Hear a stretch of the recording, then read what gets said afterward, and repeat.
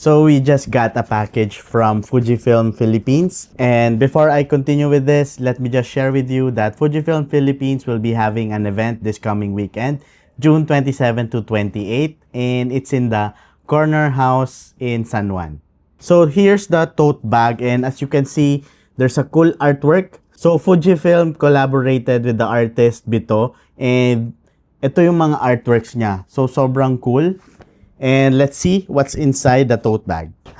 So first, we have a scarf. Wow. And also featuring the artwork of Bito, which is sobrang cool. Wait, I need to move far away so you can see. This is the scarf. Nice. And I know limited lang yon, so make sure to come there early. Next is a cap. This one is a classic chrome film simulation. Ayan, classic chrome. Perfect. Alam ata ni Fuji na classic chrome yung favorite ko. Wow. Nice. So let's see what else. So we have this one, a pouch with also an artwork from Bito. So very cool. Then this one, Fujifilm. And may mga laman siya sa loob.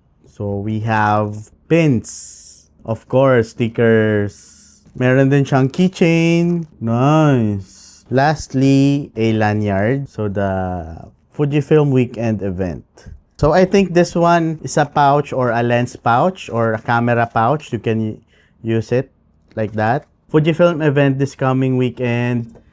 Lots of stuff in store for all the Fuji gang. So that's on June 27 and 28, Saturday, Sunday. A lot of events, workshop, and all. So see you there.